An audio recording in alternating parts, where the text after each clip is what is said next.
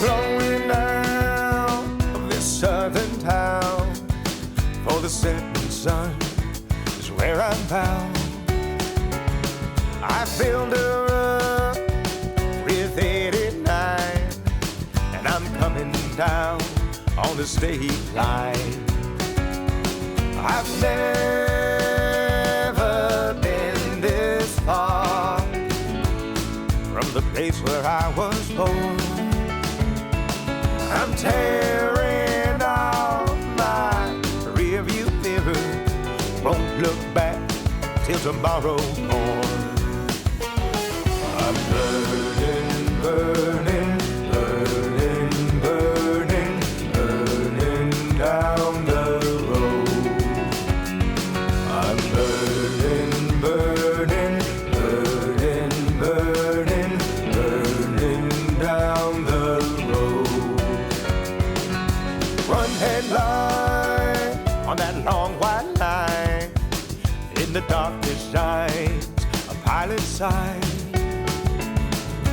Past the point of no return, throttle up and smell it burn.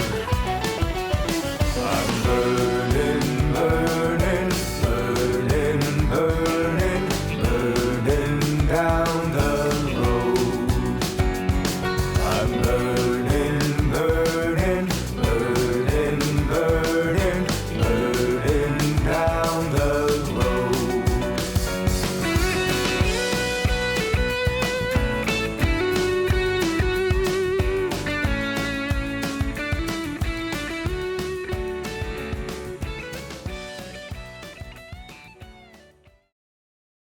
For those of you that haven't seen the motor grader before, this is my custom-built Cub Cadet inspired motor grader, mini motor grader.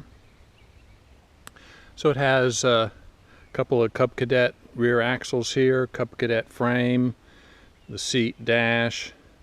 The engine's been obviously removed from in front of the driver's seat, the operator's seat, to the rear, turned around. There's four-wheel drive, both axles drive here. I mean, they're open differentials, so I mean, you potentially could spin one, the other one would take over. So I don't know that you call that four-wheel drive, but it does have two. Both axles are driven. From the operator's position forward, I custom fabricated. It's a 4x6 square structural tubing here, welded. The tubing goes back into the frame, 18 inches or so. And there's a couple of videos on the channel showing the fabrication of this machine. The front axle is a regular Cub Cadet front axle, with the exception that it's been converted to 5-lug hub, so it carries same wheel as the rear axle, except the tire is a little bit wider in the rear. I've got wheel weights on all 6 wheels. It's got hydraulic power steering. You can see the cylinder there. So it's got headlights. The frame is welded. Some of the hoses run through the frame. The power steering hoses run through the frame. The rest of the hoses are outside. The traction frame, which supports the blade and blade circle, is mounted to the front axle by a 2-inch ball hitch arrangement that allows the frame to move in multiple directions. The blade is supported by 2 cylinders that determine the height. There is a blade circle, which is actually a ring gear from a 8.3 Cummins, and it's mounted on bearings. And there are 2 things related to the blade circle, and I don't know how prevalent this feature is on the real motor graders, because I've never operated a real one. The blade circle is driven by this hydraulic motor, and there's a spur gear underneath here which drives the circle, And then there's a locking pin. And you can see there's a series of holes here through the circle and through the gear itself. And the locking pin can go all the way through. Locking pin is hydraulically driven by this cylinder here, and I have a telltale wire here which tells me from the operator's seat whether the pin is engaged in the gear or not. So it is currently engaged right now, if you can see it down there, but the pin goes in. It does have a stop on it. So that locks the wheel circle, the blade circle in position so that there's not a lot of tension placed on the hydraulic drive mechanism, right? So that handles the forces from the blade. So the blades also can be skewed, and you can see here that it's skewed to the right pretty far. See how the blade circle is sticking out to the right? So that's by this skew cylinder. I'm not sure that's the correct term in motor grader language, but that's what I call it. So it can skew either side of the frame. Some real motor graders, the blade can come completely out and turn it sideways. That's as far as it will go, but it goes outside the wheelbase, which, outside the track, which, is helpful, at least on this side. May not go quite as far to the left. Anyway, so blade controls, this is a locking pin control, and this is the skew and the rotate control.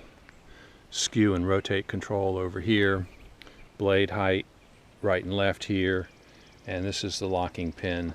So there's a total of 5 spools which control the features, plus the cyclical valve, or power steering valve, which is mounted in the dash, which obviously controls the steering. This is a standard, Cub Cadet engine, K-Series Kohler. This is 12 horsepower, so these are rugged engines. It's got a lot of torque. It drives the tractor through a pair of V-belts that has a tension release here. Can release the tension on the belt so the engine starts more easily. The belts go down to a common drive shaft which connects the two transmissions and drives both transmissions. So, all right, there's 2 ways to control the speed. There's a foot lever here. Press on the front, it goes forward. Press on the back, it goes backwards. In the middle, that's stationary, and the same with the control here under the steering wheel. That's the normal speed control for these Cub Cadets from the early 70s. So this is a 72 vintage Cub Cadet. 2 Cub Cadets, probably a couple of 129s, or maybe a 109 and a 129, something like that. All right, there's a couple more videos on the channel showing this in operation, working the road primarily. There's a common section of the lane which you just saw me working on, which gets a lot of traffic. There's a dozen houses that share that part of the lane, and I'm the only one that takes care of it. So sometimes I bring this out. A lot of times I'll just use my Kubota, with a front end loader, just to fill in a pothole or 2. But I do maintain it for the neighbors, free of charge. So don't get any help. If there's a pothole out there, ain't nobody else going to fill it.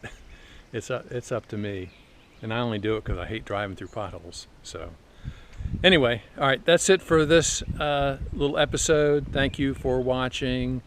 Subscribe if you haven't subscribed already. I got another piece of equipment I'm getting ready to pull out of the garage and put to work, so leave that as a little bit of a teaser, and we'll see you next time.